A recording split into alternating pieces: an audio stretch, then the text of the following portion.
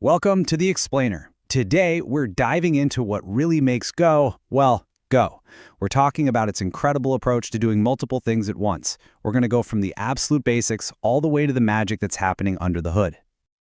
So, here's what we're going to cover.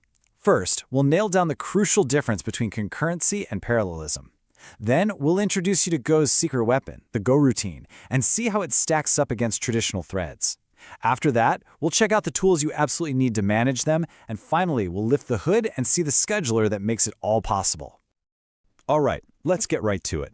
First things first, we have to tackle a distinction that trips up so many developers, even experienced ones. Seriously, getting this right is the key to unlocking everything else in Go's entire model for handling tasks. To really wrap our heads around this, let's just forget about code for a minute. Instead, I want you to picture a single chef in a really busy kitchen. Okay, so this chef is a master multitasker. They put the water on to boil, but they don't just stand there watching it, right? No way. While it's heating up, they're over here chopping vegetables. Once the water's boiling, they add the pasta, and while that's cooking, they're whipping up a dressing. See, they're not doing everything at the exact same time, but they're making progress on all of it by intelligently switching between tasks. That is a perfect picture of concurrency. So here's the absolute crucial takeaway. Concurrency is about the structure of your program. It's about handling lots of tasks, like our one chef juggling everything. Parallelism, on the other hand, is about execution. It's about actually doing many things at the exact same instant. That would be like having multiple chefs in the kitchen, all working at the same time. And you know, this right here, this is basically the answer to a super common interview question. Here's the deal. You, the programmer, write concurrent code. You design it to juggle tasks. Then, the Go runtime takes your beautifully structured concurrent code, and if you have a multi-core processor, it executes that code in parallel. You write for concurrency, Go delivers parallelism. Okay, with that foundation solid, let's meet the real hero of our story, the Goroutine. So, what is a Goroutine? Well, you can just think of it as a function that you can tell Go to run in the background, kind of on its own. It's an independent little worker, but, and this is key, it's managed entirely inside your Go program, not by the big clunky machinery of the operating system.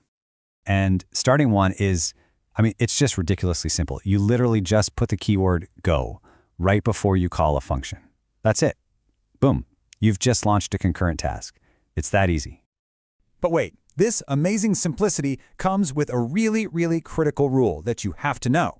Every Go program has what's called a main Go routine. It's the one that runs your main function. And when that main function ends, the whole program just stops. Instantly. It doesn't matter if your other Go routines are in the middle of something important, they all just vanish. And that brings us to another huge concept, and yeah, you guessed it, another classic interview question that really shows why Go is so different from a lot of other languages. At its heart, the biggest distinction is all about who's in charge. Go routines are managed by the Go runtime. That's a scheduler that's actually part of your application.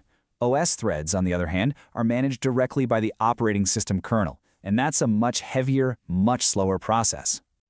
Now that difference in who's in charge leads to just a staggering difference in cost.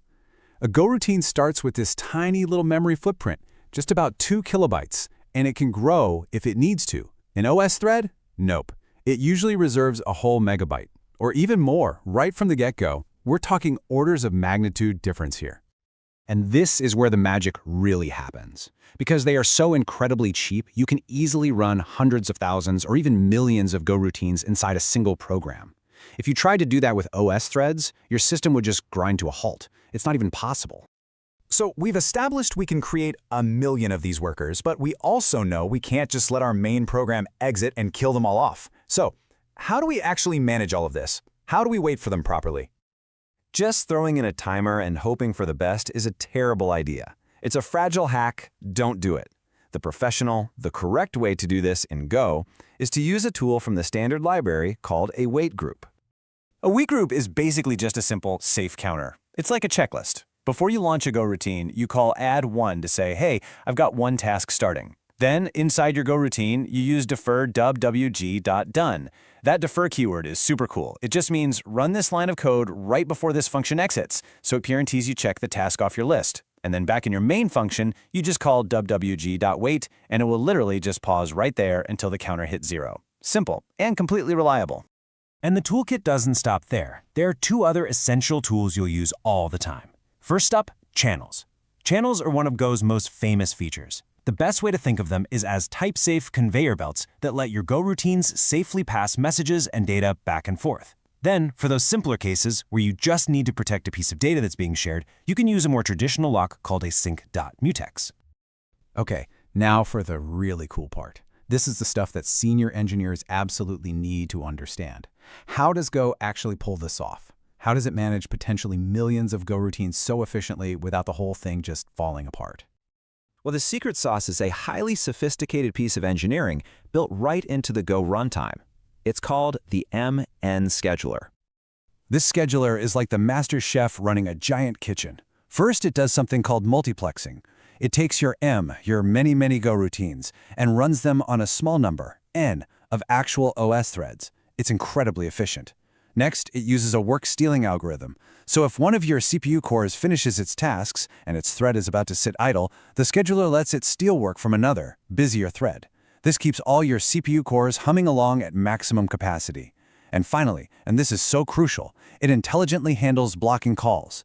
If a Go routine gets stuck waiting for the network or a file, the scheduler doesn't let the whole OS thread wait. No way. It instantly yanks that waiting Go routine off the thread and puts another one that's ready to work in its place.